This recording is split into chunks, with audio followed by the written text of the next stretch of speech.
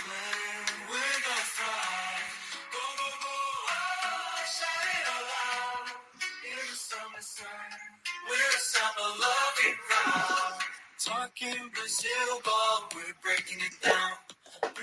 everybody, and welcome to another episode of Talking Brazil Ball. We're here once again, George, after a busy couple of rounds of the Brasileirão. How are you doing? Have you been enjoying the last couple of game weeks? Yeah, James, there's been plenty of goals, hasn't there? And plenty of, it's been a good sort of couple of rounds, hasn't it? We meet again after, a couple of rounds. It'll be the same again next week as well. A couple of rounds, before we meet again next week. So they're coming thick and fast now. Yeah, so there's been 2 rounds since we last spoke, hasn't there? So one midweek round of fixtures and another one at the weekend, which we're going to be looking at today. Quite a lot to get through, really. A couple of managerial changes finally, which we've been predicting for a little while, actually. So we won't spoil them for any listeners who don't know, but there is quite a bit to get through. So I think let's get straight to it. No messing around this week. I think if you want to run through the fixtures as usual, George. So do you want to start from the 2 that were, the game week? I don't know what it is, 13 was it, or 12? Well, I guess it's 12. 9 was it, or 10? I don't flipping know. You run through the one that we're not covering, and then go into the one that we are covering, and then we'll look at like we usually. It was game week, match week 12, James. I think this one. And game week 13 is the one that I think we're going to look at in a bit more detail. And like you said, lots of, few managerial changes. And I'm actually going to name this episode something along the lines, obviously the listeners will know now, something along the lines of the managerial merry-go-round has kind of begun a little bit. So, but before further ado, let's get into the results, if I can remember where it started. So Wednesday the 9th. Yeah. Wednesday the 19th of June, it was Atletico Go 1, Criciúma 2, and Botafogo 1, Atletico Paranaense 1. Into Thursday evening then, or Thursday morning I think it was, Fortaleza 1, Grêmio 0, Juventus 2, Vasco da Gama 0, Sao Paulo 0, Cuiabá 1, Cruzeiro 2, Fluminense 0, Internacional 1, Corinthians 0, and Vitória 4, Galo 2. Friday then, and it was Flamengo 2, Bahia 1, and Palmeiras 2, RB Bragantino 1. Into the match week then, match week 13 that we're covering today. Criciúma 2, Botafogo 1, Grêmio 0, Inter 1, Cuiabá 0, Atletico Go 0. Into Sunday, Vasco da Gama, big win, James, 4-1 at home to Sao Paulo. Atletico Paranaense 1, Corinthians 1, Bahia 4, Cruzeiro 1, Fluminense 0, Flamengo 1, Galo 1, Fortaleza 1, Palmeiras 3, Juventus 1, and RB Bragantino 2, Vitória 1. Yep, lots of big results, lots of big games, and lots of consequences for some of those involved. So the listeners from last week will hopefully remember that you went through the results there, and obviously there was 2 very big derbies which we picked out for our games of the week. It couldn't have been any others, really. I don't know if you want to go first, George, with the Flu-Fla, as it was, the Rio derby on the Sunday, or do you want me to cover the Grenal, the Porto Alegre? I mean, it's up to you, James. I mean, whatever would you want to go for? I think I usually go first, to be fair. So yeah, okay. Well, it's usually ladies first, isn't it? So well, yeah. I suppose you're right. It could be, couldn't it? But yeah, I mean, you go first, James. For a change, if you like. And I think, to be fair, now I might be wrong, James, but I think there's a little bit more maybe to discuss in the flu flag games. So yeah, that's true. Yeah, that's So, true. Well, yeah. let's rattle through it then. Let's rattle through it. So yeah, they were both the same scoreline actually. So Yeah. it was 1-0 to Inter in the end, which was kind of in keeping with the form book, really. I mean, there was obviously it was a Grenal derby, as I said, so it was a Porto Alegre derby. It was actually, obviously, we know the reason why the fixture list is so messed up at the moment and so truncated is because of the disaster in the Rio Grande do Sul. So as a result of that, it obviously wasn't a home game for either side. They played it at the Estadio Couto Pereira, which they have played at before, both teams, which is the Curitiba Stadium. And I hadn't realised, I thought Grêmio were actually playing there permanently, but they're not. They've mixed it around, and as of Inter, they've been playing at 2 or 3 different stadiums as they've been displaced. So it wasn't obviously a home stadium for either of them. And it was only the second time, I think the first time since 1945, that this specific derby, which is obviously a very big one in Brazil, has been played outside of the Rio Grande do Sul. So it was a historic kind of game, really. And it was only going to go one way if you looked at the form book. I mean, in terms of the game itself, Inter seemed to be on top. They led kind of every stat really that was kind of important. But there was a centre back who was voted the man of the match on the social media sites. Vital of Inter was the man of the match. So he's a centre back, so he must have been doing, repelling some kind of a Grêmio danger. But either way, it wasn't enough. And then it was a really scrappy goal in the end, which kind of won it. It was an own goal. And we've seen quite a few own goals over recent weeks. And it was a really scrappy kind of melee in the 6-yard box. And it ends up a really kind of weak header, kind of ricochets off the defender, and it ends up in the back of the net. And that was enough for them to win it. And it means they've beaten them now in 3 consecutive games into, which is their best run for a decade, apparently. It's usually a bit more kind of to and fro, I think, or Grêmio tend to have a little bit the better of it. But Inter now on their best run for 10 years in the Grenal derby. And it really marks a return to form for Inter. Obviously, they've had that break, and I think they've played less than anybody really in the table, or certainly one of the few teams that have still only played 9. But they've got the best defence in the league, having only conceded 5 goals in those 9 games. They're up to 7th, I think. They're only kind of 7 off the top, couple of games in hand. They did lose that first game back after the break, but they've since hit back with 1-0 wins against Corinthians and now against Grêmio. So they're really in a decent kind of place, really, and they're kind of looking quite good. I mean, obviously, I'm an Inter fan, supposedly, so it was obviously a big day for me, and the fans seemed to enjoy it. There was all sorts of pyrotechnics in the stands, and as you can see behind George there, actually there's some technical difficulties we had with the background images, but behind George there you can see the Inter players tops off, swirling them around their heads, celebrating in front of the fans who've obviously had a tough ride over the past kind of couple of months.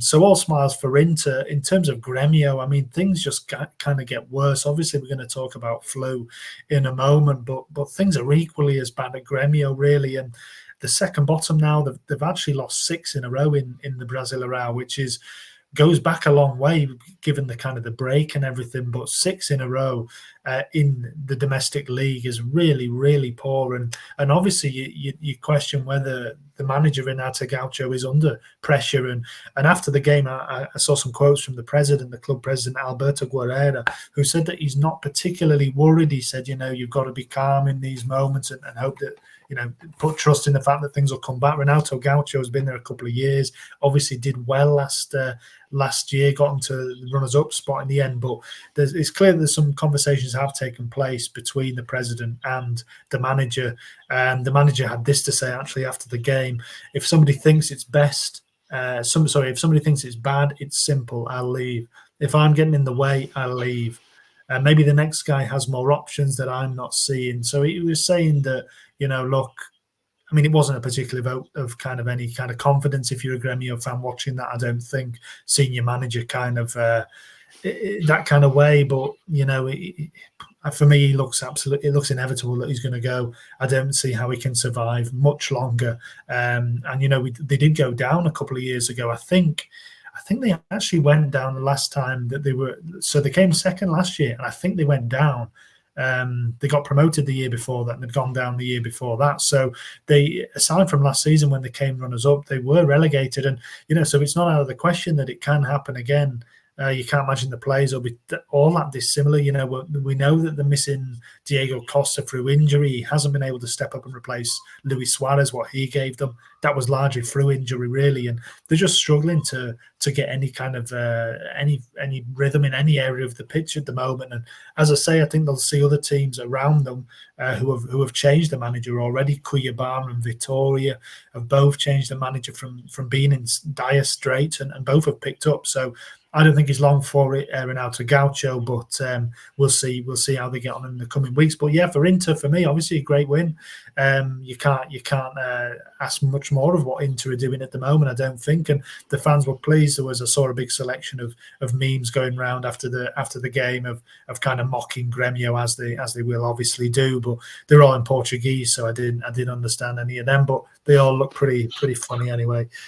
So yeah, that was a Grenal derby, a 0-1 victory. Obviously, we hope for a bit more intensity from this game moving forward, but with the displacement and everything, it's a bit difficult to expect that, really. The only last thing I'll point out about Grêmio is that I saw that they are moving back into their training centre. I think on Thursday, either this Thursday or next Thursday, they're going to be back. So it's been flooded. They haven't been training there. I don't know where they've been training, but obviously not in their home facilities, but they've drained all the flood water, and they are going to be back there within the week, really. So that should help them. And I don't know whether the president's just thinking, let things settle, get back to a bit of normality, and then we'll see where we are. But you can't afford to let things drift for too long. No, I think that's it, James, isn't it? I think Renato Gaucho sounds like he's almost given up and let it go and sort of thought, yeah, I'm done, because what more can I do? Maybe another guy has more options. Maybe he's come to the conclusion that he just can't change the way that they're playing. I mean, you're right. They did get relegated in 2021. And came up in 2022, straight promotion in second position. It's a massive game for them on Thursday morning, James, against Gio. And, if they don't win that one, the cut adrift, if they lose that one, it's starting to look a bit ominous, really, for them. And, yeah, you're right. It's a similar position to what Fluminense find themselves in. Big club, in a lot of trouble. We'll wait to see if they can get out of that. Corinthians are the same as well. Big club, they're in the relegation zone as well. So it's not really looking good. You're right in saying that three teams, Grêmio won as well, who have played 9 as well. The other one is Criciúma. Everybody else has played 10 or 11 games. So 9 is the least in the league. So Inter, doing well to say they've played 2 games less than all of the teams above them. So, they're getting going and getting, it's a big game for us, isn't it, on Thursday morning as well? So, yeah, it is. It's the Inter Galo game, the Talking Brazil Ball derby, as it's known in Brazil. That's right. Unfortunately, we're not going to be covering that, but we will have a word on it, definitely, I'm sure, next week. Oh, yeah, definitely. It's not looking good for Grêmio. And as you say, they're playing Gio, but they're also playing Flu the week after, which we will be looking at. So 2 enormous games for them back to back. Yeah, I mean, if they don't get anything out of that, if he's not gone before then, you can bet he's probably gone, if they get 0 points from those next 2 games, the end is near for him, I think, to be fair, James. Yeah, and I think you're right, unfortunately. And from one manager who the end is near to another one who, unfortunately, the end has come for, George. You've been calling it for weeks now, and perhaps they should have listened to you when you first laid down the suggestion of sacking Mr. Fernando Diniz, but Fluminense have pulled the trigger, George, and they did so after the Fla-Flu derby on Sunday, which was 1-0 to Flamengo. So, yeah, thoughts on that one, and what did you pull out of that game? Obviously, it had a lot of consequence for Diniz. Yeah, I mean, it's a nice little segue, that, James. I liked that into it all, but... yeah, look, obviously, yes, I was calling it for a little while, James. I thought he should go. A club of that size shouldn't be anywhere near the bottom of the league. I mean, it's a massive derby game. This like Grêmio Inter is, and the derby of the crowds, they call it, don't they? In in Brazil, Rio Derby. And Flamengo, it certainly won't go down as a classic game, but it will go down as one to remember in terms of, it was the end for Diniz. You said, I think last week or a couple of weeks ago, James, that it might be fitting for him to have his last game in a derby game, and that's what became of it.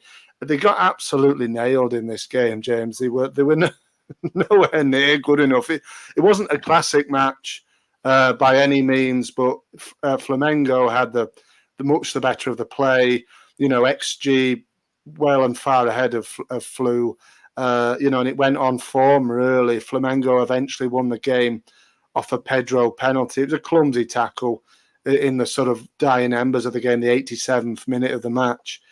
And that was it. It was a nail in the coffin, obviously, Flamengo, to add salt in the, to rub salt in the wound of Fluminense fans at top of the league. They're top, Fluminense are bottom. It couldn't be any worse, but, the times are changing, or maybe they're not, because now, obviously, he's gone, Diniz, and it's a man who takes charge in interim position, who the Flu fans will know well. It's a man by the name of Marco Aurelio de Oliveira, or Marcao for short, James. He's been with Fluminense for 10 years now, in various interim positions as well, stints as interim. I think he's had 3 interim stints, and he's had a lot of games in charge. We were looking at it last night, weren't we? The record, and he has a win percentage of 56%, which is very, very good. Off, I think it's 75 games or so as interim boss. One season he actually took charge of 22 matches, so he's no stranger to the Flu dugout. He was Deniz's assistant. He was Deniz's assistant in when he took the national team job as well, the Brazilian national team job as well. So, yeah, I mean, you said, didn't you, strange that they've kept with him when they were doing so badly, but he's obviously a man they trust. They're in no rush, it says, to appoint somebody else. The names of Renato Gaucho were mentioned, but binned off quite quickly. And yeah, it's hopefully from their point of view, he can get them going again, because they really, really weren't at it. There was another red card in this game for Lima, I think, in the last, in the dying embers again of this match. I think he got 2 yellow cards within the space of a minute, and was sent off. And then Fernando Diniz was also sent off as well. It's going from bad to worse for them. He had to go, and hopefully, Marcao, maybe in an interim position, can kind of get them going a little bit. But unbelievably bad. I mean, and Flamengo just roll on. I don't think they were, like I said, they nailed them in terms of chances. I don't think they really, really had a lot in terms of big chances or anything, really. It was just a lot of possession and won it off a penalty. But that's all you need to do, isn't it, in a derby game? Well, yeah, just win it. I mean, there is a lot to unpack, but I'm wary of time. So, yeah, I didn't think it was a penalty. Just as an aside, I thought it was really harsh. I think he falls over, and was it Henrique? I think trips over his legs. It was really harsh for me. But like you said, it was. If it hadn't been a penalty, probably they would have got one at some stage anyway. But yeah, Marcao, to me, it just seems. I know it's. I think they talk about it's. When you're in a relegation battle, I guess you don't want your club to rush. You want them to make the right appointment, and they are in a relegation battle at the moment. Let's be clear about that. So, to me, it also seems that you do need to turn it around quite quick. And we've spoken about in the past. They seem to have a bit of a disciplinary problem, and the assistant manager has been part of that. Whether he's been in charge of other players in the past, and whether he's whatever he's done. I mean, 75 odd games is a heck of a lot to take charge as an interim manager, but you know, it seems to me something fundamental needs to change. They need a fresh start, and that doesn't happen by sticking the assistant back in charge. To me, if you're a player from that point of view, it feels almost the same. So, to me, it seems a bit of a kind of an own goal that, and they're obviously looking and seeing who's out there, and there will be somebody. You know, we know there's Scolari and people like that available. Maybe he'll be tempted, but you know, to me, that seems like a recipe for disaster a bit, really. But we'll see who they appoint. It's going to be interesting, and they really are in trouble now. I mean, like you said, I was hopeful to give him time. I thought he was the best manager in the league at the start of the season, and something's obviously gone wrong. They just never got going, and he had to go. You can't justify that. Any manager, I think, would have gone in that circumstance. So we'll see what lies next. Yeah, like you said, James, I think it was just a final nail in the coffin. But I have to agree with you as well that I think it is a little bit the same. He's obviously, like you said, been a part of this situation that has gone badly, and yet they've allowed him to just take over, like, because it's normal, and he's done it quite a number of times before. All right, a decent, record with it. But I agree. I think you want a fresh start, and this isn't one, and I'm intrigued to see how he does. Again, they've got a massive game coming up. It's another relegation 6-pointer really against Vitoria on Thursday night. So we'll be looking keenly at, and then Grêmio. So we'll be looking keenly, as we are with Grêmio, at their results and see if Marcao can make any difference. But for me, I mean, Diniz made a whole host of changes in this game, and it just same old story, and hopefully from their point of view, like I said, they can march on to some decent results, but it's not looking good, and he had to go. Well, to me, that suggests if he makes changes and it's still the same, it suggests to me that there's an issue within the group. It's not individual players, it's not the level of the players, it's something with the mentality and that kind of thing. Because obviously it's the same group pretty much who won the Copa Libertadores and did relatively well in the Brazilian Serie A last year. You know, they weren't in any kind of trouble, and I think before they turned the focus to the Libertadores, they were doing all right. So I think what I would say about Marcao is if he does do well, then they'd be well off giving him the job rather than just kind of messing around again, and then perhaps he goes back to being assistant, and then it's a difficult one, that, but I agree. I think a fresh start and a clean break would be better for everybody really. And we'll see where Diniz ends up. You know, he's going to get a top job wherever he goes. He might even come to Europe. I know there was talk about him coming to Europe in the past, but obviously his reputation's taken a big hit, and that feels a little bit of a stretch now. But he'll end up somewhere. So we'll keep an eye on. But in terms of that game itself, anything else you want to add, George, before we kind of give out the awards? Not really, James. I think it was a bit of a non-event, really. And I think as soon as I saw Diniz had been dismissed, I kind of just wanted to focus it all on that, really. And the game has just become a sort of side note, really. They lost, Flamengo won. It was nothing special. They won it off a penalty. Pedro keeps going. He's very reliable, and particularly from the penalty spot. So they roll on. Just on the last point, James, and I think I was looking beforehand about with the Fluminense side of things and the media side of it, and they said that this team was basically tailor-made for Diniz, and he shouldn't go, and he could turn it around. They were likening it to the 2008 campaign for Flu, where they started in a similar position and ended up just getting away from relegation by 1 point at the end of it. So the media have likened this season to that season. Obviously, they weren't right in saying that the team was tailor-made for Diniz.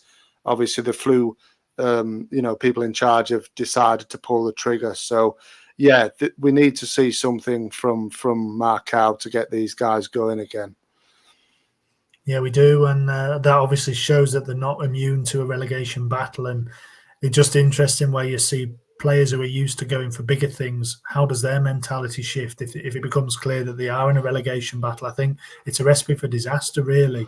Grêmio may be a different story, just in that the players that are with them a lot of them will have been there in the second division probably. So it's a slightly different situation, I would say. And there's something needs to happen. But anyway, let's move on from Flu because we've covered quite a lot there. And obviously it's a big moment in the season, the manager going and everything. And hopefully they pick up, because you want to see a bit bigger team doing well. I mean, it creates a bit of drama, doesn't it? But it's always nice to see them kind of rolling along and the bigger teams picking up the results that they should do. But anyway, let's move on. Well, George. also, just a point, James, your predictions are looking horrendous.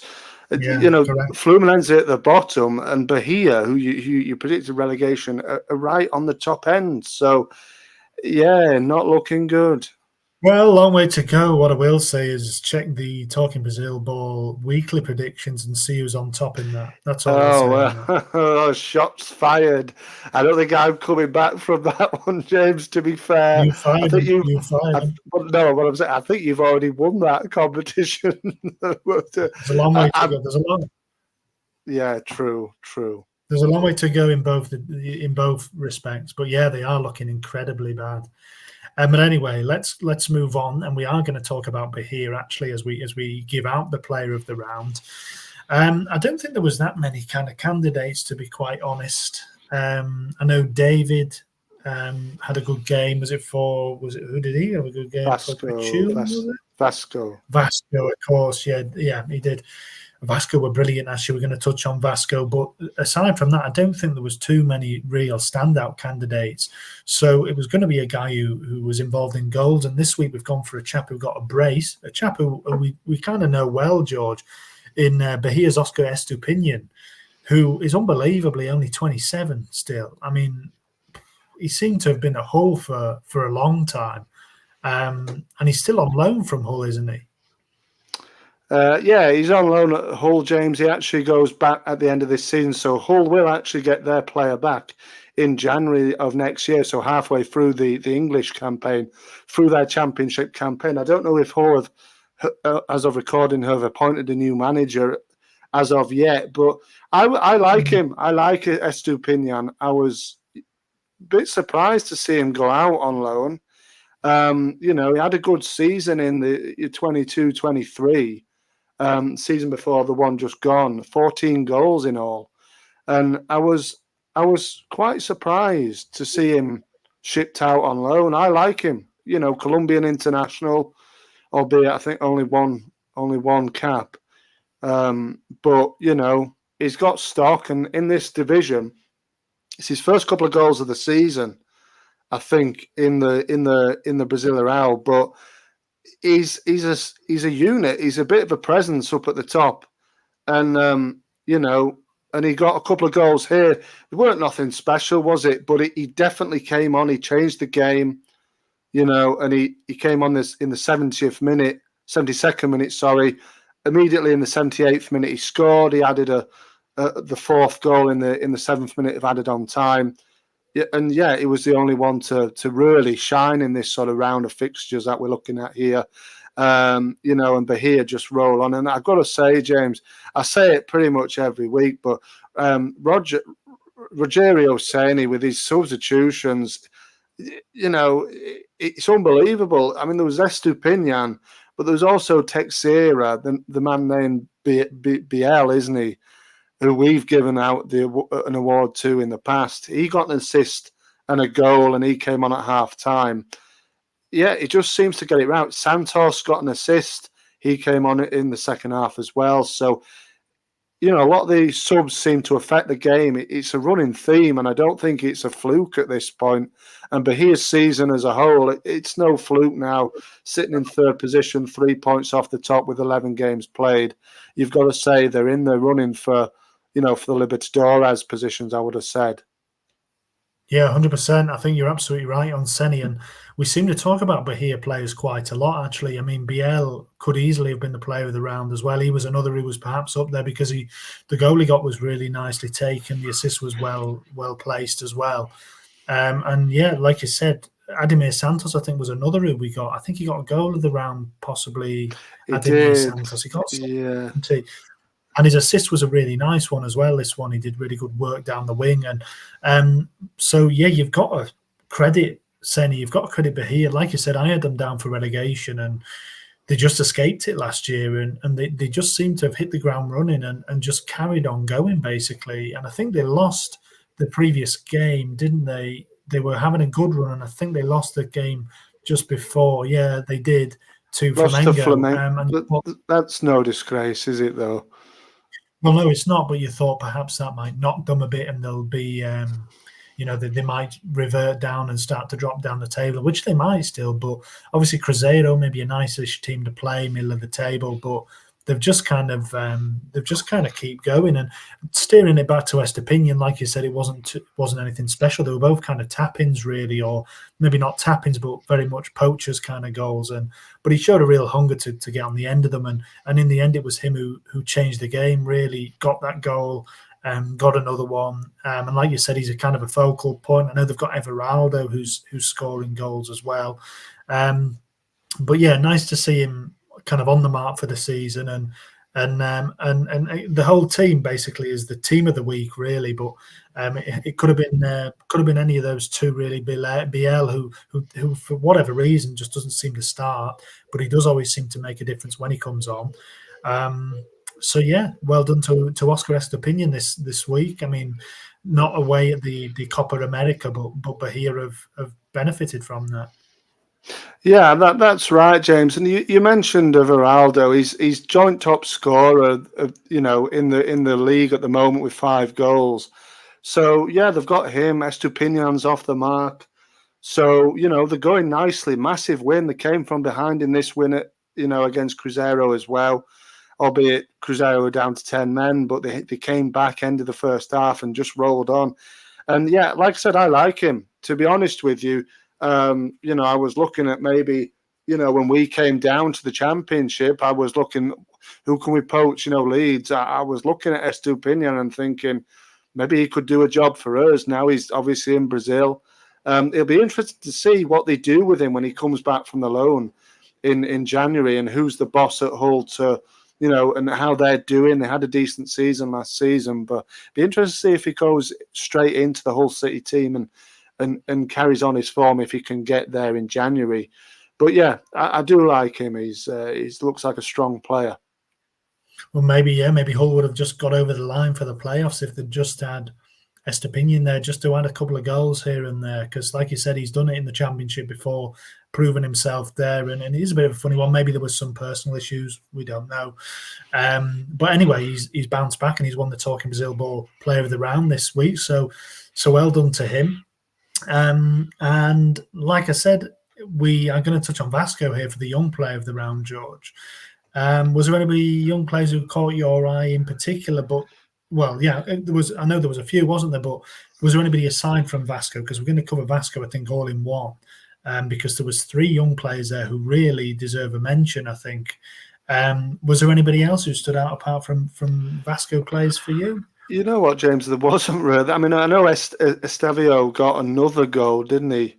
Estevao, yeah, he did. Estevao, sorry, got another goal, but it was at this point he's just that's what he does. Not really. I've got to admit, I think it was all in Vasco's court in this for this award this week, and we had quite a sort of, I think, a bit of a dilemma on his hands who to kind of give it to, but. I know you want to speak about a few of them, so I'll hand the floor to you, James, if you like. Well, it's one of those nice headaches, isn't it, that the managers talk about? You want to be able to choose one. I mean, Estevao, just on him briefly, it does almost feel like he's a senior player now, but it's important to remember that he isn't. And he took his goal incredibly well again on his left foot, took it down and one touch with his right, I think, and then drilled it across the keeper, put Palmeiras ahead. And he's been the catalyst to turn them around, really, because they did start badly. Endrick's gone. Endrick was pathetic, really, this season. And Estevao has been the one who's really turned up. And it feels like his spark has kind of relit them for the season. And we look at the top of the table now, it's looking ominous, really. I mean, it's Flamengo, then Palmeiras, within a point of each other. I get the impression that's going to be a familiar kind of sight, and Estevao is going to be here the whole season. So I think he's only going to grow and grow. But we don't want to give it him every week, and I think it's justified not in giving it him this one, because Vasco, I mean, there's a heck of a lot to say on Vasco, in my opinion, this week. Like we said last week, George, I listened back and you were predicting that Pacheco, the manager, might not be long for it. I know you were saying that there were boos around the ground before the last game, or before the one that, the last round that we spoke about. And in the end, I mean, unbelievably, really, they did sack him. They sacked Pacheco. He only lasted, I think, 3 games or 4 games in the end. And obviously there was real discontent around the ground, and they got rid of him. And you have to say that, again, you look at the teams we talked about, a new manager bounce, and straight away they've come back out having been on the floor really over recent weeks, and they've beat Cruzeiro 4-1. Which is, sorry, not Cruzeiro. Who did they beat 4-1? Sao Paulo. Sao Paulo. Well, yeah, is that even more impressive? I mean, Sao Paulo had been on a great run. Last time I spoke about them, they were 12 unbeaten, heading for a record. They've lost 2 in a row now. So, but a massive scalp for Vasco. And when you look at who it was done on the back of, there was 3 young players who really turned up. I mean, the one who we didn't give it to, we could have done, there was a chap called No, it wasn't David. Yeah, it was David, wasn't it? No, it wasn't. Leandrino. Take the flag. Leandrino. He scored a goal. See, there was 2 of them that scored a goal, and there was another lad, your pal JP, who got an assist, and he's only 19. So there was a few, there's a few to pick from, James. And, I mean, do you want to do the honours and tell the listeners who we decided to go for? Yeah, I got myself tied up. They were going around in circles a bit. But, yeah, Leandrino scored on his CR debut, a very nicely taken goal, 19-year-old. And another 19-year-old, Guilherme Estrella, the star, scored as well on his Serie A debut. So there were 2 debutants on the same day. And both of them, incredibly, scored. Like you said, JP, my old pal, he came on, didn't affect the game particularly, but again, he's only making his 4th or 5th appearance for Vasco. So he got an assist. He got an assist, didn't he? Oh, well, there you go. Yeah. So, yeah, three players, 3 young players, all from the Vasco Academy. So they've come from this bleak position to looking just really hopeful. I mean, they've got a really good academy, Vasco. Obviously, we know Coutinho came through, Alex Teixeira, who's in talks again, I believe, to come back to Vasco. Again, he came back and left, but he was a youth product as well. So they've got a really famous academy, and Guilherme Estrella took his goal incredibly well. And the only reason he gets the nod over Leandrino is because he started the game. So thrown in for his first ever start, and he takes a goal beautifully well. Leandrino came on and scored, which is arguably even more impressive. But yeah, 2 young players who it could have gone to either of them. But in the end, we give it to Guilherme Estrella, who's a central midfielder, George. And then there's 3 players there immediately who have caught our eye, and we're going to have to keep an eye on. And it feels that whoever comes in at Vasco is going to have to build around those kind of 3 players, as well as Coutinho and Payet and Vergetti and those players. So it feels like a good basis now to push on. It definitely does, James. And this result, we talk about Bahia, this result almost mirrored that game, almost to the minute where they went down 1-0. Sao Paulo were winning in this game. It was 1-0 after 11 minutes. Vasco came back in the 33rd minute and just, blitzed them with a couple of late goals. 80th minute, Leandrino got his goal. Estrella got his goal on the stroke of half time. Like you said, lovely taken goal. And David added one in injury time to put the gloss on it. And like you said, whoever comes in, now we talk about whoever comes in, James. Now, you remember Ramon Diaz, don't you, who was sacked not even that long ago. I mean, Pacheco had a terrible time. They only scored 1 goal in his 4 games in charge. Now, Ramon Diaz is the favourite now to come back after only just being sacked by Vasco, which is incredible. Now, some of the players, James, even after they celebrated this win wildly, they even went to the son of Ramon Diaz. It was his birthday. They even went to his birthday party after the game. And, so he was his assistant, I think I can't remember his name actually, his son, but his son was his Ramon's assistant, and a few of the players, including star player Vigetti, the striker, he was amongst the crowd that attended his former assistant coach's birthday party. I don't know how old he was. So there's obviously a strong link still there, and it seems like Ramon Diaz, James, is possibly on his way back. The only problem is now we talk about a core of young players to build a platform for. The fans aren't so happy with Diaz because he favours the foreign players. He doesn't seem to like to play the Brazilian players for some reason. So there's a little bit of a sticking point there. But it does seem like Diaz is on his way back only a short time after leaving. The experiment with a Portuguese coach, Pacheco, didn't work at all. I don't think the players maybe weren't happy as well. So, yep, Diaz on his way back potentially. Yeah, very interesting. I mean, I can't get my head around how that works really, but we don't know. It's all a lot of politics, isn't it? And it sounds like the players are perhaps very much still Diaz's players. So the fans might have to just lump it, but it does seem a strange one if you have this fresh beginning, like we spoke about with Flu, and you've got young players coming through to build upon. To go back to the old regime then feels a little bit strange, but either way, it was a huge result for them. And I like Vasco. I do. I have a bit of a soft spot for them. I like the ethos of the club.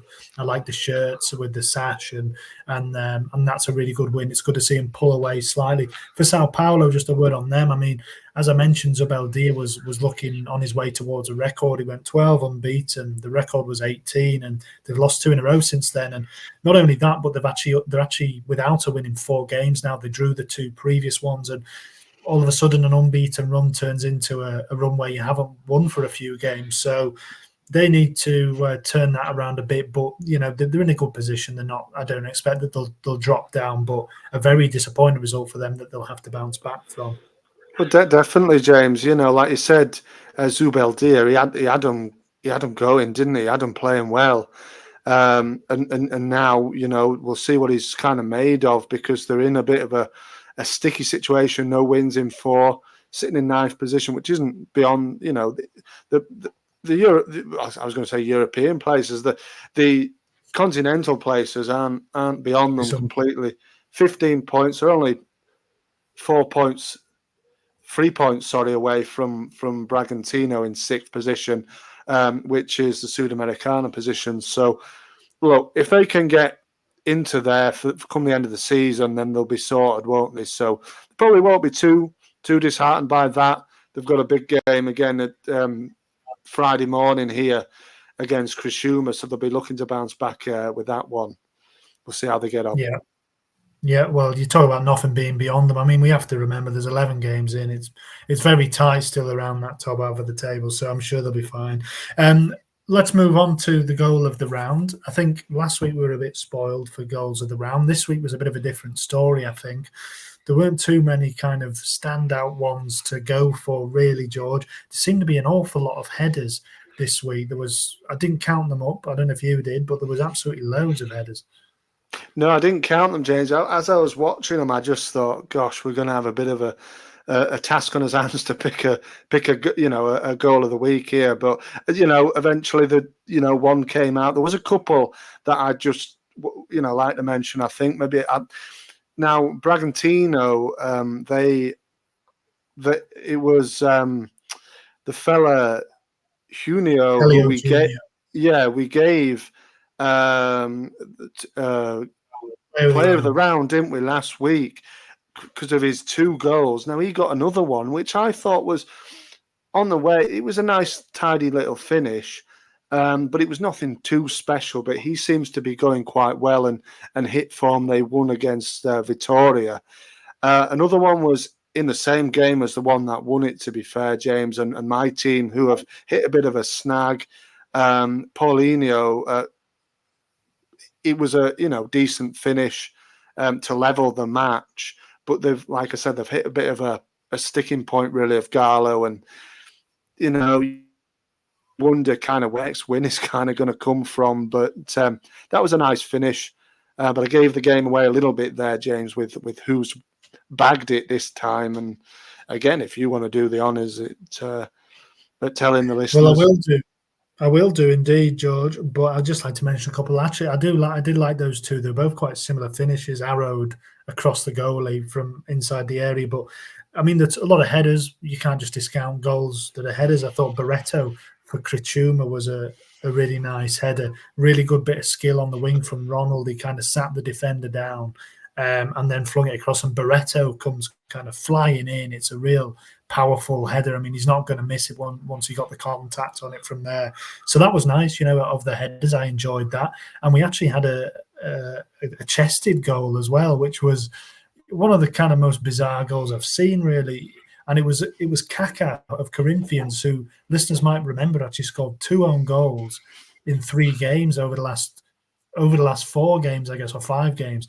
So he's had a really rough time of it, but he managed to get himself a goal in the right end this week, and it was a really funny one. I think it was a free kick, came back off the bar, did it, or the keeper saved it, and Kaká's about 6 yards out, and instead of heading it for some reason, he just it looks like when you watch it, he just falls onto it, like he just falls, but he does puff out his chests it, and there's the defenders are coming back to get him, but they just can't get there, and it kind of trickles over the line.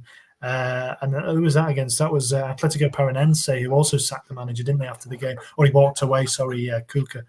But Kaká got a chested goal, which you don't see very often, so I enjoyed that one. But yeah, the goal of the round, like you said, was in the Gallo game, Fortaleza Gallo, and it was Bruno Lopez who got it.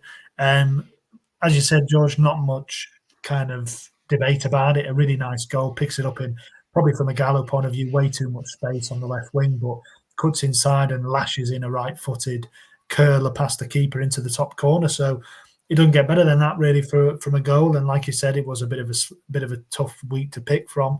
But Bruno Lopez takes it this time.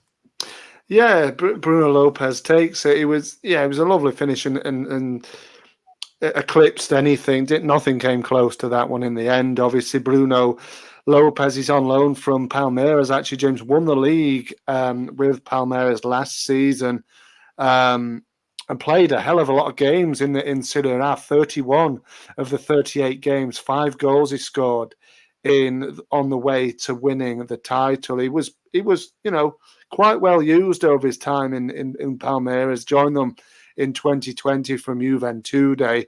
28-year-old. He primarily plays as a striker.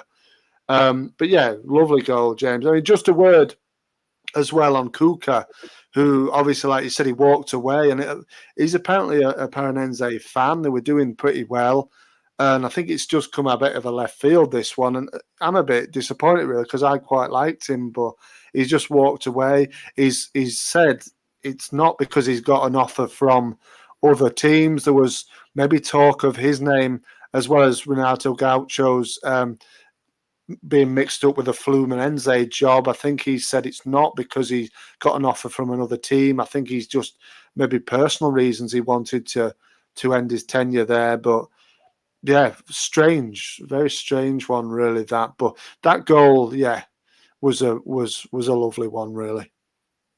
Yeah, it was his first goal for Fortaleza, actually, since joining from Palmeiras. Not much more to say about it, really. A good cut in, a nice lashed finish, and a good winner. Might not have won in other rounds, but it might have done still. It was a good goal.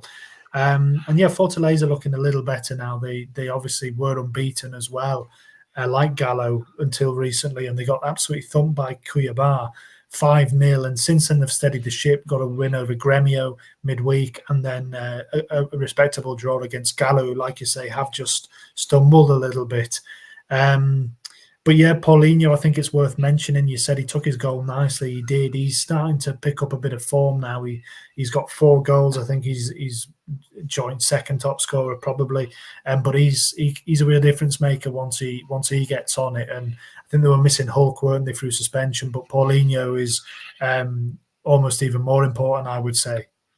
I definitely think so, James. Yeah, it's 2 goals in 2 games. He's starting to hit a little bit of form, like you said. But Gallo, on the whole, 9 goals conceded in 3 games. It's something's not quite right there. Milito started well, but they've really, hit a bit of a snag right now, and it's not looking great. Like you said, we've got our derby game, haven't we, coming up on really early Thursday morning here.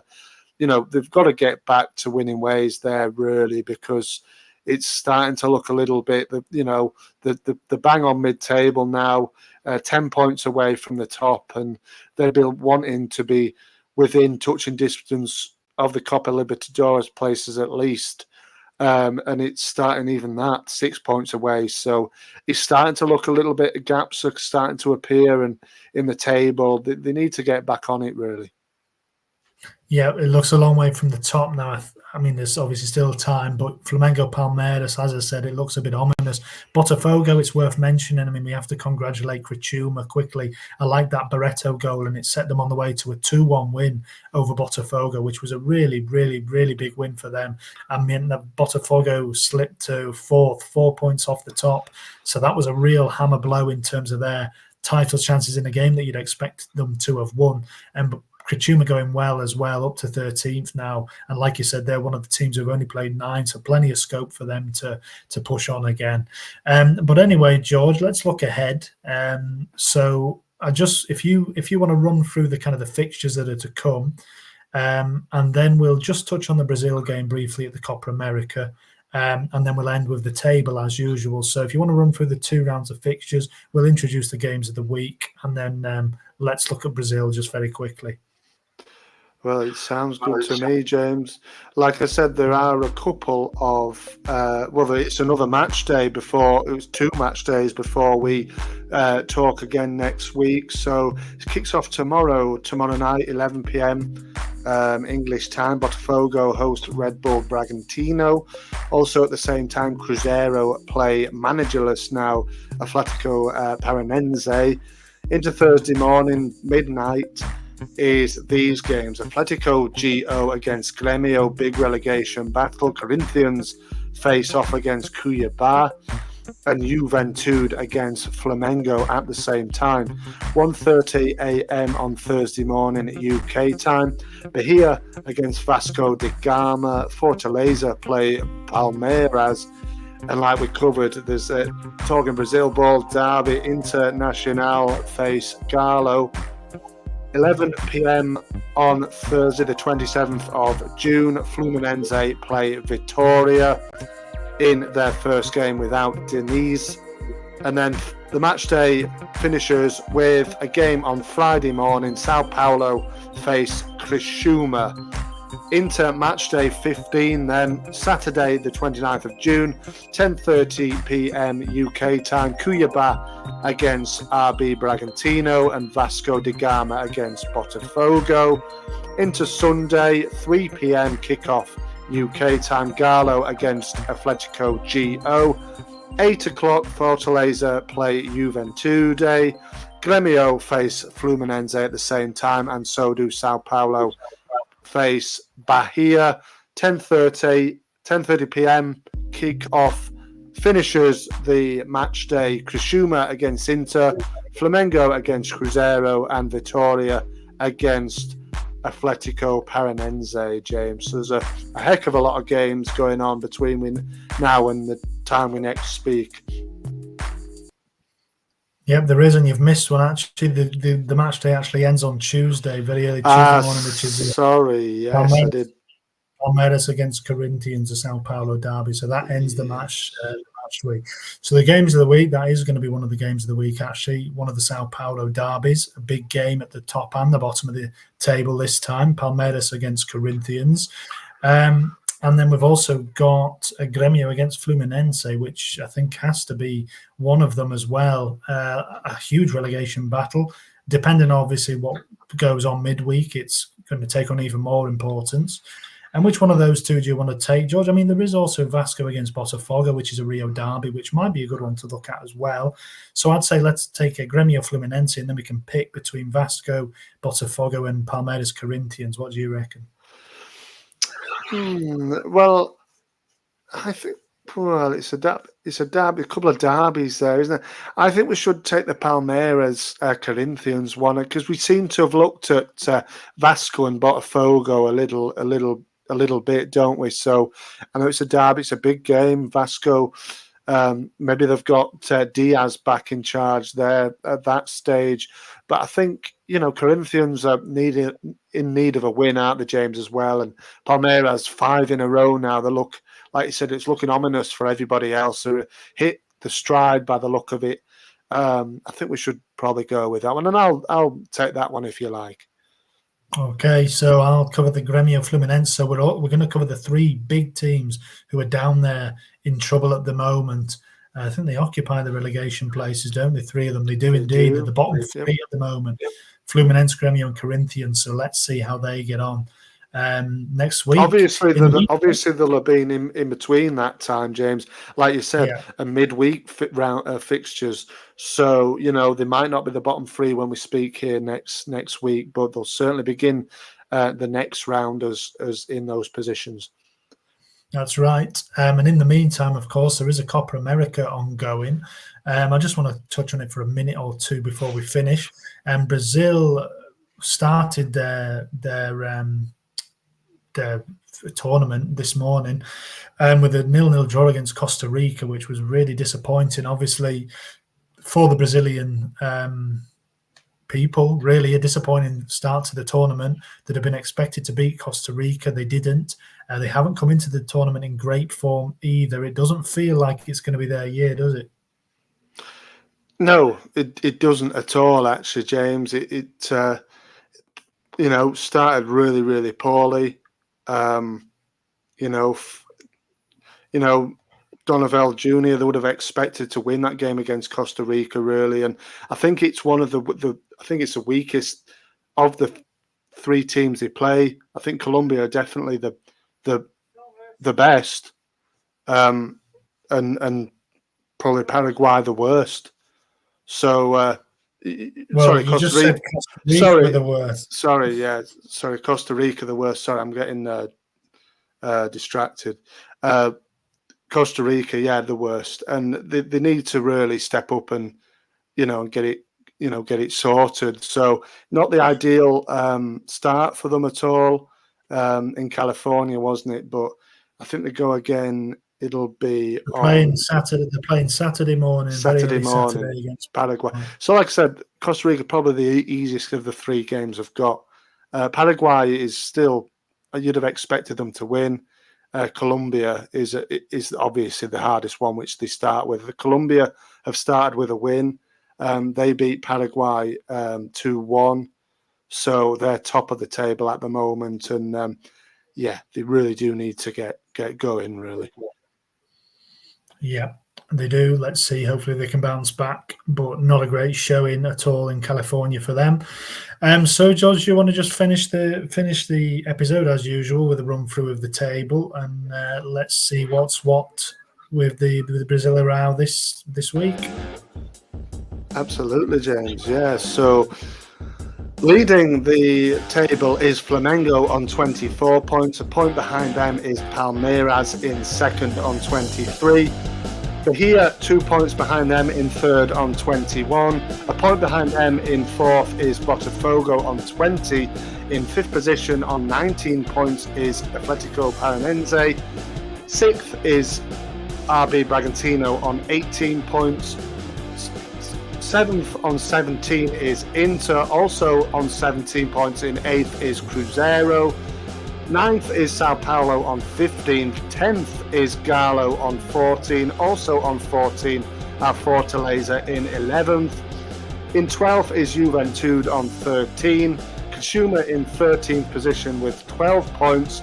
14th position Cuiabá on 11. On 10 points, 15th place is Vasco da Gama. A place above the relegation zone and level on points with the relegation zone is 16th place Atlético GO. Into relegation zone, James, on 9 points is Vitória. On 8 points in 18th position is Corinthians. On 19th position Second bottom is Grêmio on 6 points. And like we've covered both them teams quite heavily in this episode, last but not least is Fluminense on 6 points, bottom of the pile. Yep, plenty of teams, plenty of movement in the table this week. Looking good for Flamengo, looking good for Palmeiras, looking good for Bahia. Other sides struggling quite significantly. Yep, there we go then, George. Thank you for joining me again. It's been a good episode, a couple of good match days. Lots to talk about and lots to see. New management coming in over the next couple of weeks. I'm wondering how many teams have changed manager already. I mean, we must have had about 7 or 8, or half the table have potentially changed the manager. I think we'll have to top that up for next time. But changes are coming, and that feels like a good place to leave it. Yeah, like you said, James, I don't know. I've lost count. Yeah, go on. Yeah, I've lost count. I thought you were playing us out there, but yeah, I've lost count of it.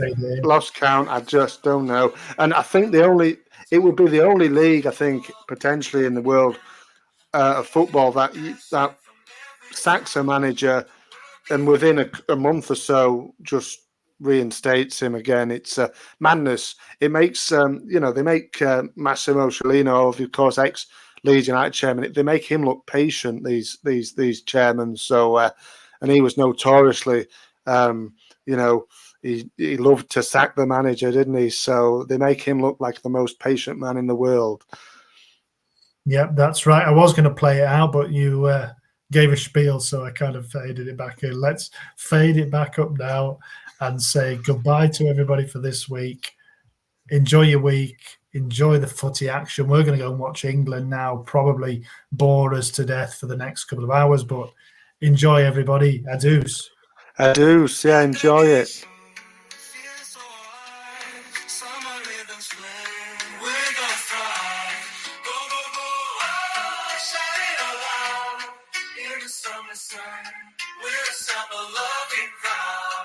Talking Brazil ball, we're breaking it down. Bringing the passion from every town. Let the world be filled with love tonight. Sway to the beat, make you feel so right. Song by summer vibes, we're dancing in the heat. Go, go, go. Can't be beat, talking Brazil ball, spreading love in every way. In the sound of paradise, we're here to stay.